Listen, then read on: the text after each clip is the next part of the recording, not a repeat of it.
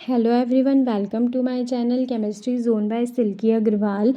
Today's topic is consequences of angle strain in IR spectra, NMR spectra, basicity, acidity, reactivity and stability of molecule, which is taken from heterocyclic compound MSc second semester chemistry. जैसा कि हमने previous video में discuss किया था heterocyclic compound के second chapter का first topic जो कि था एंगल स्ट्रेन, ठीक है।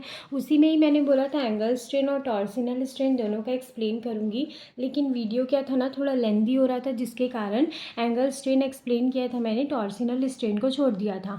तो आज की वीडियो में छोटा सा ही टॉपिक है टॉर्सिनल स्ट्रेन, जिसको आज मैं एक्सप्लेन करूँगी। उसके बाद यहीं से नेक्स्ट टॉपिक स्टार्ट होता है कंसिक्वेंसेज ऑफ एंगल स्ट्रेन, जिसमें पढ़ना है कि IR spectra, NMR spectra, basicity, acidity, reactivity and stability of molecule में क्या इफेक्ट होता है। कॉन्सिक्वेंसेज मतलब क्या होता है, तो वही मॉलिक्यूल में अगर एंगल स्ट्रेन या फिर टॉर्सिनल स्ट्रेन प्रेजेंट है तो उसके अफेक्ट क्या क्या होते हैं, मतलब उनसे क्या क्या इफेक्ट होते हैं इन सारी चीज़ों में।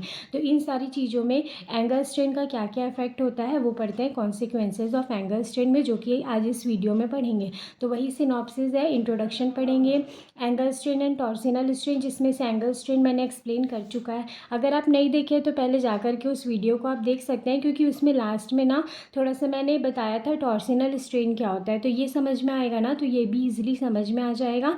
फिर कॉन्सिक्वेंसेस कि वो एंगल स्ट्रेन से क्या क्या चीज, इन सब में कैसा कैसा इफेक्ट होता है, देन कंक्लूजन एंड रेफरेंस।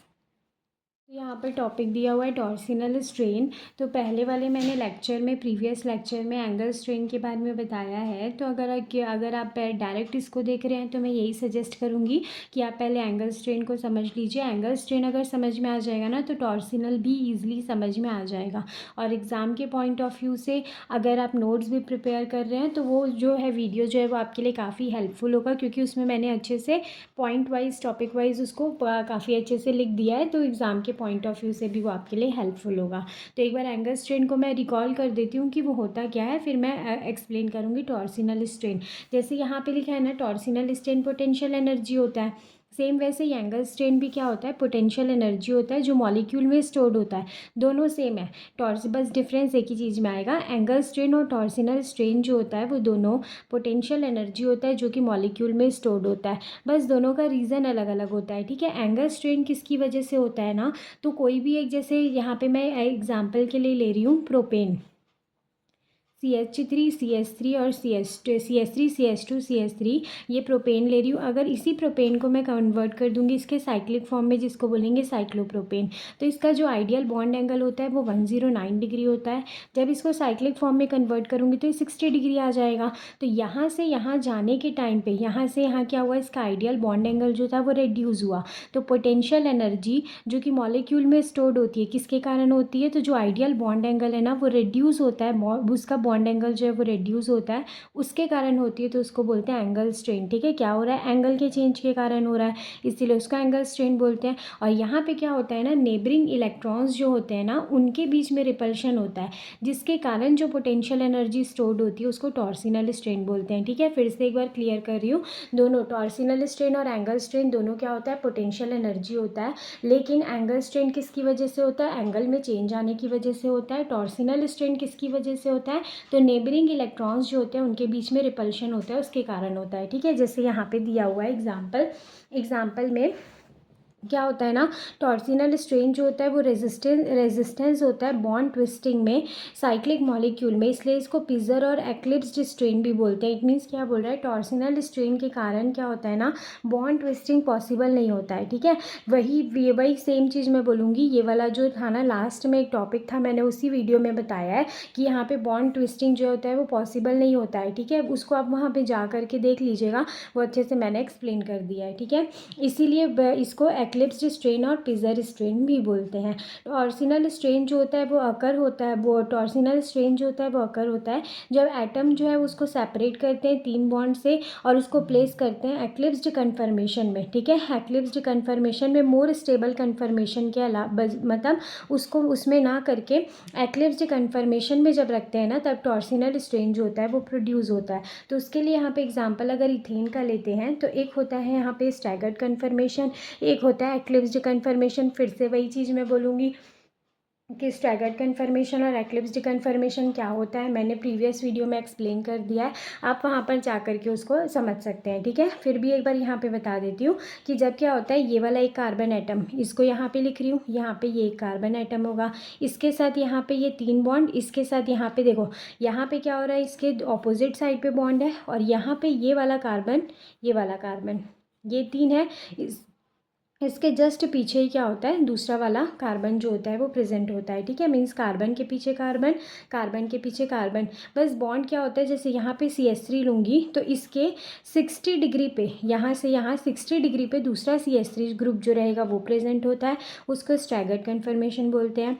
एक्लिप्स्ड में क्या होता है, तो यहाँ CH3 लूँगी, इसके जस्ट पीछे दूसरा CH3 ग्रुप जो होगा वो प्रेजेंट होगा, उसको एक्लिप्स्ड कन्फर्मेशन बोलते हैं। मतलब एक कार्बन के जस्ट पीछे दूसरा कार्बन जो होता है वो प्रेजेंट होता है जस्ट पीछे, तो उस टाइप का कन्फर्मेशन एक्लिप्स्ड कन्फर्मेशन होता है। और एक कार्बन के पीछे ना हो करके उसके 60 डिग्री एंगल में दूसरा कार्बन प्रेजेंट होता है, उसको स्टैगर्ड कन्फर्मेशन बोलते हैं। तो ये लास्ट वाला एग्जाम जो पॉइंट है वो यही बोल रहा है कि जो स्टैगर्ड कन्फर्मेशन होता है वो मोर स्टेबल होता है, एक्लिप्स्ड होता है वो लेस स्टेबल। रीज़न क्या होता है, क्योंकि इनके बीच में डिस्टेंस है तो यहाँ पे रिपल्शन जो होता है वो नहीं होता। ठीक है, लेकिन यहाँ पे क्या होता है, काफ़ी ज़्यादा रिपल्शन होता है, तो रिपल्शन के कारण ये क्या होता है, लेस स्टेबल होता है। तो टॉर्सिनल स्ट्रेन उसी में होता है जब एक्लिप्स्ड कन्फर्मेशन में कोई भी मॉलिक्यूल जो है वो प्रेजेंट है। स्टैगर्ड होगा तो वहाँ पे टॉर्सिनल स्ट्रेन जो होता है वो प्रेजेंट नहीं होता है। और एनर्जी डिफरेंस जो होता है दोनों फॉर्म के बीच में वो 3 किलो कैलोरी पर मोल होता है। इट मीन्स अगर एक्लिप्स्ड से स्टैगर बनाना है तो उसको 3 किलो कैलोरी पर मोल एनर्जी को प्रोवाइड कराना पड़ता है। ठीक है, इसीलिए एथेन जो होता है एक्लिप्स्ड कन्फर्मेशन में जब भी रहेगा तो वो एंगल स्ट्रेन, वो टॉर्सिनल स्ट्रेन को फील करता है, जो कि कितना होता है, 3 किलो कैलोरी पर मोल का होता है। ठीक है, तो यही होता है टॉर्सिनल स्ट्रेन। यहाँ पे वही चीज़ आया, नेबरिंग इलेक्ट्रॉन मतलब कि अगल बगल वाले, जैसे ये और ये है तो ये तो 60 डिग्री में है तो ये दूर है, लेकिन ये दोनों क्या है, एकदम ही पास पास में है, तो ये नेबरिंग एटम हुए, तो इनके बीच में क्या हो रहा है, रिपल्शन हो रहा है। रिपल्शन के कारण जो पोटेंशियल एनर्जी जनरेट हो रही है और मॉलिक्यूल में स्टोर हो रही है उसी को बोलते हैं टॉर्सिनल स्ट्रेन बोलते हैं। ठीक है, और ये चीज़ ध्यान रखिएगा, स्टैगर्ड कन्फर्मेशन में टॉर्सिनल स्ट्रेन प्रेजेंट नहीं होता है, एक्लिप्स्ड कन्फर्मेशन में टॉर्सिनल स्ट्रेन प्रेजेंट होता है। अब इसी में नेक्स्ट टॉपिक पढ़ते हैं, कंसिक्वेंसेज ऑफ एंगल स्ट्रेन। ठीक है, एंगल स्ट्रेन पढ़ लिए क्या होता है, टॉर्सिनल स्ट्रेन पढ़ लिए क्या होता है। अब ये एंगल स्ट्रेन के कंसिक्वेंसेज मतलब उसके इफेक्ट क्या क्या होते हैं, ये सारी चीज़ें यहाँ पर पढ़ेंगे। जिसमें सबसे पहले क्या दिया हुआ है, तो बॉन्ड एंगल स्ट्रेन हो गया, हो चाहे टॉर्सिनल स्ट्रेन, कोई भी टाइप का स्ट्रेन हो रहा है, स्ट्रेन मतलब कोई भी टाइप का रिपल्शन अगर किसी में होता है तो क्या होता है मॉलिक्यूल में, तो उसकी एनर्जी क्या होती है, इंक्रीज़ होती है। ठीक है, एनर्जी इंक्रीज़, और एनर्जी जैसे इंक्रीज़ होती है उसकी स्टेबिलिटी क्या हो जाती है, डिक्रीज़ होती है। ये तो कॉमन सा है, तो सबको पता होगा, एनर्जी इंक्रीज़ है तो स्टेबिलिटी डिक्रीज़ होगी। जैसे हमारी बात है ह्यूमन बींग में भी, अगर हम जिस दिन अच्छे से खाना खा लेते हैं, हमारे में अच्छी अच्छी एनर्जी होती है, तो हम इधर उधर उधर पूरा घूमते हैं, स्टेबल नहीं होते हैं। लेकिन अगर हमारे पास एनर्जी नहीं है, हम खाना नहीं खा रहे, एनर्जी नहीं है हमारे पास, तो हम एक जगह स्टेबल बैठ जाते हैं। ठीक है, यही सेम चीज़ मॉलिक्यूल में होता है, अगर उसके पास एनर्जी ज़्यादा होती है तो वो अनस्टेबल होता है, एनर्जी कम होती है मतलब वहाँ पे वो स्टेबल होता है। तो स्ट्रेन वहाँ पे इंक्रीज़ हो रहा है। ठीक है, तो यहाँ पे वही चीज़ होगा, स्ट्रेन जितना ज़्यादा इंक्रीज़ होता है तो उसमें वो क्या होता है, अनस्टेबल होता है और उसकी रिएक्टिविटी इंक्रीज़ हो जाती है। अब वो अनस्टेबल है, कोई भी अगर मॉलिक्यूल स्टेबल है तो वो तो रिएक्शन करना ही नहीं चाहेगा ना, इसीलिए जितना ज़्यादा वो अनस्टेबल होता है ना उतना ही ज़्यादा उसकी रिएक्टिविटी होती है, वो उतना ही जल्दी रिएक्शन करता है। तो इसमें क्या बोल रहा है कि बॉन्ड एंगल स्ट्रेन जो होता है स्मॉल रिंग हेट्रोसाइकिल में उसकी रिएक्टिविटी हाई होती है और स्टेबिलिटी लो होती है। स्मॉल रिंग क्यों बोल रहे हैं, क्योंकि हमने फर्स्ट लेक्चर में इसमें पढ़ा था, जैसे जैसे रिंग का साइज़ इंक्रीज़ होता है ना तो वहाँ पे क्या होता है, एंगल स्ट्रेन क्या होता है, डिक्रीज़ होता है, क्योंकि साइज़ बढ़ेगा तो वहाँ पे एंगल स्ट्रेन कम होगा। एंगल स्ट्रेन अगर वहाँ पे कम होता है तो एंगल स्ट्रेन कम होगा तो वहाँ पे क्या होता है, स्टेबिलिटी बढ़ जाती है। ठीक है, इसीलिए स्मॉल रिंग जो होते हैं, स्मॉल रिंग हेट्रोसाइक्लिक जो होते हैं ना, उनमें वो स्टेबल कम होते हैं और वो रिएक्टिव ज़्यादा होते हैं। क्यों होते हैं, क्योंकि उनमें क्या होता है ना, एंगल स्ट्रेन ज़्यादा होता है। ठीक, ये हो गया। स्मॉल हेट्रोसाइक्लिक रिंग जो होता है वो रिंग ओपनिंग रिएक्शन जो है वो फास्टर करता है अदर हेट्रोसाइक्लिक रिंग के कंपैरिजन में। फिर से वही चीज़ बोलूँगी, रिएक्टिविटी ज़्यादा है मतलब वो रिंग ओपनिंग रिएक्शन भी जल्दी करेगा। जैसे एग्जाम्पल के लिए यहाँ पे अगर मैं साइक्लोप्रोपेन लेती हूँ और एक लेती हूँ साइक्लोहेक्सेन, अगर मैं यहाँ पे वो देखूँगी रिंग स्ट्रेन तो इसमें ज़्यादा है तो ये ओपन भी तो जल्दी होना चाहेगा ना, क्योंकि ये अभी अनस्टेबल है तो ये तुरंत ओपन होना चाहेगा, और ये क्या है, इसमें तो रिंग स्ट्रेन है ही नहीं तो ये है, तो ओपन नहीं है तो एज इट इज़ जैसा है वैसे ही रहने में ये रेडी है, ठीक है। लेकिन ये वैसा नहीं रहना चाहेगा, तुरंत ओपन होना चाहेगा, ठीक है। तो स्मॉल हेट्रोसाइक्लिक रिंग जो होते हैं ना, उसमें रिंग ओपनिंग रिएक्शन जो होता है वो फास्टर होता है अदर हेट्रोसाइक्लिक रिंग के कंपैरिजन में, ठीक है। अब इसका इफेक्ट क्या क्या होता है, तो IR स्पेक्ट्रा में अगर IR स्पेक्ट्रा अगर देखते हैं किसी भी मॉलिक्यूल का और उसमें बॉन्ड एंगल स्ट्रेन प्रेजेंट होता है तो वहाँ पे क्या इफेक्ट आता है, तो उसमें क्या होता है ना कि IR स्पेक्ट्रा में बॉन्ड एंगल स्ट्रेन अगर प्रेजेंट है किसी भी मॉलिक्यूल में तो फ्रीक्वेंसी ऑफ वाइब्रेशन जो होती है ना वो शिफ्ट होती है लॉन्गर हाई फ्रीक्वेंसी में। कहने का मतलब है कि स्मॉल हेट्रोसाइक्लिक रिंग में कार्बन स्ट्रेचिंग फ्रीक्वेंसी जो है वो शिफ्ट होती है हायर वैल्यू के तरफ। इट मीन्स अगर एग्जाम्पल के लिए अगर किसी की वैल्यू जो है वो 2.8 है तो वो इंक्रीज़ होकर कितनी हो जाएगी 5.2 या फिर कितना भी लिख सकते हैं वैल्यू, ठीक है। इस तरीके से वो इंक्रीज़ हो जाएगी। तो अगर कोई भी मॉलिक्यूल है उसमें IR स्पेक्ट्रा अगर हम देखेंगे उसका IR स्पेक्ट्रा, तो अगर नॉर्मल उसका 2.8 है लेकिन अगर उसमें एंगल स्ट्रेन प्रेजेंट है तो वो उसकी इंक्रीज़ होकर क्या होता है उसका फ्रीक्वेंसी जो होता है वो बढ़ जाता है, ठीक है। और साइज रिंग का इंक्रीज़ होगा तो स्ट्रेचिंग फ्रीक्वेंसी डिक्रीज़ होती है, ठीक है। जस्ट ऑपोजिट क्यों, क्योंकि यहाँ पे क्या था साइज़ छोटा था तो फ्रीक्वेंसी बढ़ गई। यहाँ पे रिंग का साइज़ जो है जैसे जैसे बड़े होते जाएगा वैसे वैसे उसकी फ्रीक्वेंसी क्या होती जाएगी, डिक्रीज़ हो जाएगी। तो यहाँ बोल सकते हैं IR स्पेक्ट्रा में स्ट्रेचिंग फ्रीक्वेंसी जो होती है वो क्या होती है इन्वर्सली प्रोपोर्शनल होती है एंगल स्ट्रेन के। एंगल स्ट्रेन जितना ज़्यादा बढ़ता है, एंगल स्ट्रेन जितना ज़्यादा बढ़ेगा उसके नहीं sorry directly proportional, angle strain जितना ज़्यादा बढ़ता है उसकी फ्रीक्वेंसी जो होती है वो भी उतनी ही ज़्यादा क्या होती है बढ़ती है, तो वो क्या होगी डायरेक्टली प्रोपोर्शनल। और रिंग के साइज़ के इन्वर्सली प्रोपोर्शनल, रिंग का साइज़ जितना इंक्रीज़ होगा और फ्रीक्वेंसी क्या होती है उतनी ही डिक्रीज़ होती है, ठीक है। तो फिर से एक बार बता रही हूँ, बॉन्ड एंगल की क्या होती है डायरेक्टली प्रोपोर्शनल होती है, स्ट्रेचिंग फ्रीक्वेंसी के बॉन्ड एंगल बॉन्ड इस एंगल स्ट्रेन जो है डायरेक्टली प्रोपोर्शनल होगा स्ट्रेचिंग फ्रीक्वेंसी के। बॉन्ड एंगल स्ट्रेन जितना बढ़ेगा स्ट्रेचिंग फ्रीक्वेंसी उतना ही बढ़ेगा, ठीक है। लेकिन साइज़ जो है ना रिंग का वो जितना ज़्यादा बढ़ेगा स्ट्रेचिंग फ्रीक्वेंसी क्या होगा उतना ही ज़्यादा डिक्रीज़ होगा, ठीक है। फिर उसके बाद नेक्स्ट आते हैं NMR स्पेक्ट्रा। कोई भी कंपाउंड का अगर NMR देखेंगे तो वहाँ पे अगर बॉन्ड एंगल स्ट्रेन प्रेजेंट होता है तब वहाँ पे क्या होता है ना, तो वहाँ पे क्या होता है कि जो वो होती है क्या बोलते हैं कार्बन हाइड्रोजन कपलिंग की वैल्यू होती है ना वो भी क्या होती है इंक्रीज़ होती है। जैसे वहाँ पे स्ट्रेचिंग फ्रीक्वेंसी इंक्रीज़ हो रहा था वैसे यहाँ पे कार्बन हाइड्रोजन की कपलिंग जो होती है ना वो भी इंक्रीज़ होती है, ठीक है। यहाँ पे क्या दिया जैसे इसमें वैल्यूज़ दी हुई है, जैसे साइक्लोहेक्सेन है उसकी वैल्यू 127, साइक्लोप्रोपेन के लिए 161 और एल्कीन के लिए 228, ठीक है। वही चीज़ बता रही हूँ, जैसे जैसे क्या हो रहा है रिंग स्ट्रेन इंक्रीज़ हो रहा है वैसे वैसे वहाँ पे कार्बन हाइड्रोजन की कपलिंग, वहाँ पे फ्रीक्वेंसी इंक्रीज़ हुई थी स्ट्रेचिंग फ्रीक्वेंसी, यहाँ पे NMR में क्या होता है कार्बन हाइड्रोजन कपलिंग जो होता है वो इंक्रीज़ होता है। जैसे ये 6 मेंबर है 3 मेंबर है, रिंग का साइज़ क्या होते जा रहा है छोटा होते जा रहा है, तो यहाँ पे क्या हो रहा है कपलिंग कॉन्स्टेंट जो है वो इंक्रीज़ होते जा रहा है, ठीक है। सेम टू सेम वही फॉर्मेट होगा, बस इसमें फ्रीक्वेंसी का दिया हुआ है इसमें कार्बन हाइड्रोजन का दिया है। इट मीन्स अगर नॉर्मल एक कंपाउंड का NMR स्पेक्ट्रा देखेंगे तो जितनी भी वैल्यू है अब उसमें एंगल स्ट्रेन अगर प्रेजेंट हो जाता है तो वहाँ पे उसकी वैल्यू क्या हो जाती है इंक्रीज़ हो जाती है। और जितना ज़्यादा एंगल स्ट्रेन होगा उसमें कपलिंग कांस्टेंट जो है कार्बन हाइड्रोजन का कपलिंग कांस्टेंट उतना ही वो इंक्रीज़ होता है।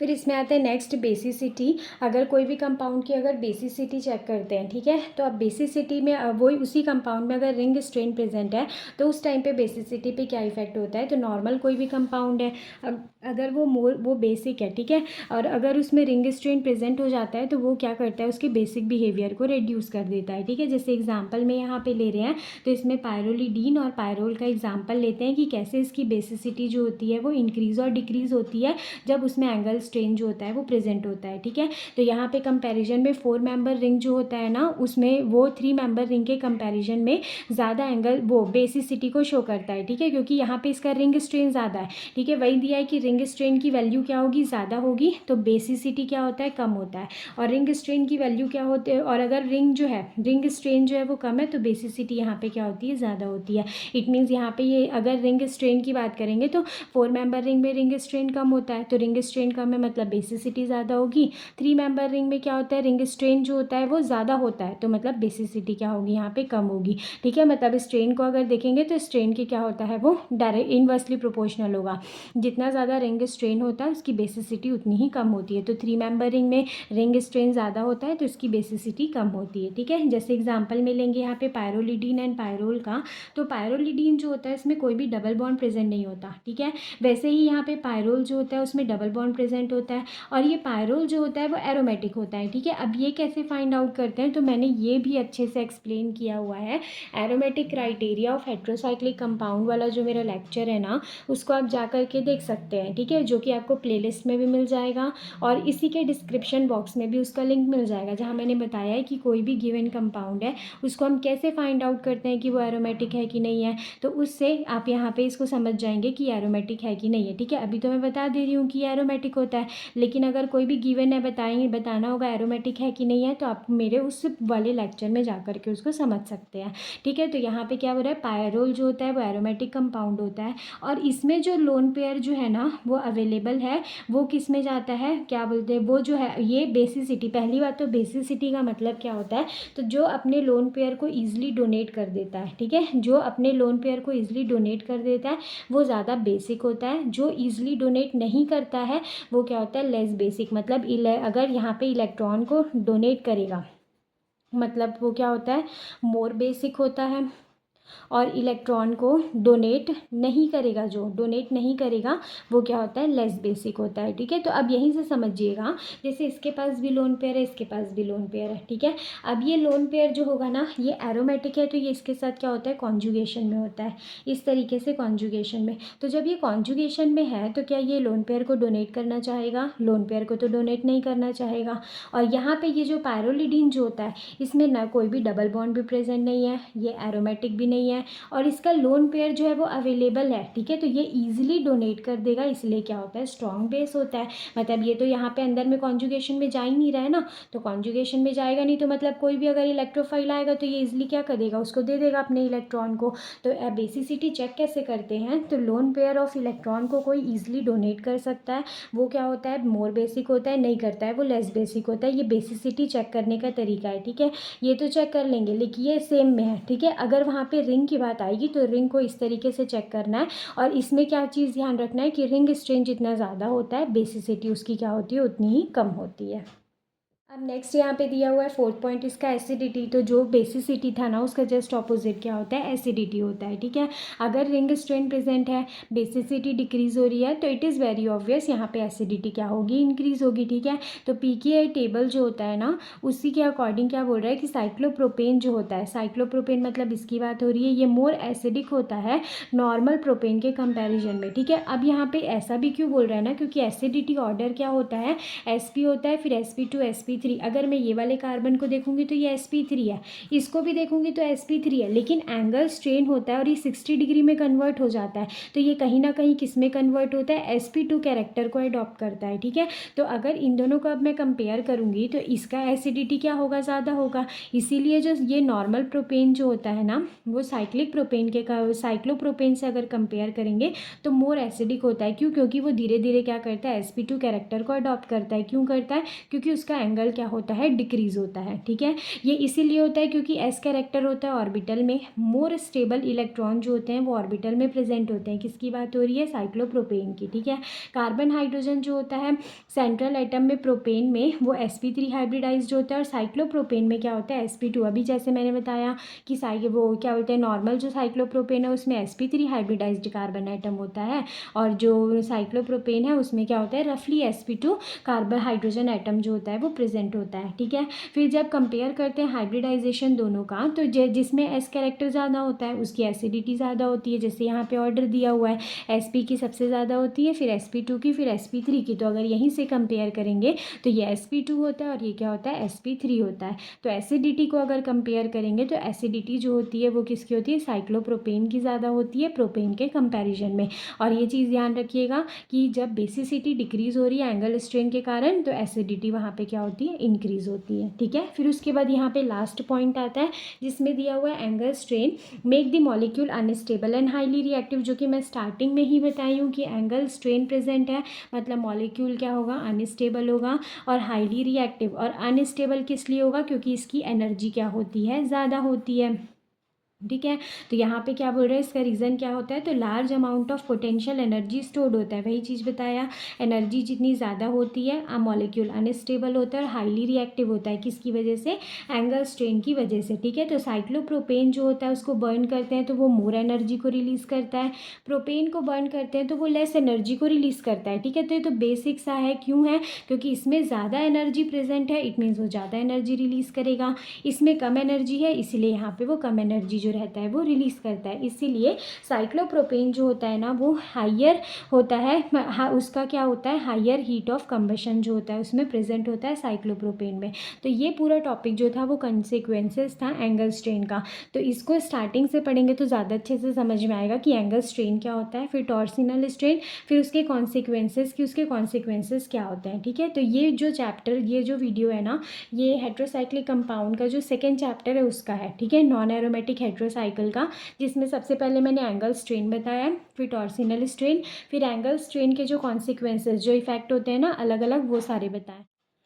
अब नेक्स्ट वाला जो वीडियो रहेगा ना उसमें मैं आगे के टॉपिक्स को चैप्टर 2 के ही कंप्लीट करूँगी, लेकिन आपको यही सजेस्ट करूँगी कि आप क्या है सीक्वेंस वाइज उसको देखो ना, तो आपको ज़्यादा अच्छे से समझ में आएगा। और एग्ज़ाम के पॉइंट ऑफ व्यू से मैंने पूरे थ्योरी के साथ उसको अच्छे से एक्सप्लेन कर दिया है, तो एग्ज़ाम में भी आप इतना लिखते हैं ना तो इतना सफिशियंट है, वो भी सिनॉप्सिस के साथ। और अगर आप चाहते हैं कि मैं कोई टॉपिक को एक्सप्लेन कर दूँ तो आप उसको कमेंट बॉक्स में कमेंट भी कर सकते हैं, और प्ले में आपको सारे वीडियोज़ भी मिल जाएंगे, और डिस्क्रिप्शन बॉक्स में भी आपको जो लिंक है वो मिल जाएगा। और अगर किसी को पीडीएफ की रिक्वायरमेंट होती है तो वो मेरे मेल में भी मुझे मैसेज कर सकते हैं, जो कि मेरा मेल जो है ना वो डिस्क्रिप्शन बॉक्स के एंड में दिया हुआ है, तो मैं क्या है पीडीएफ भी प्रोवाइड करा सकती हूँ। Thank you.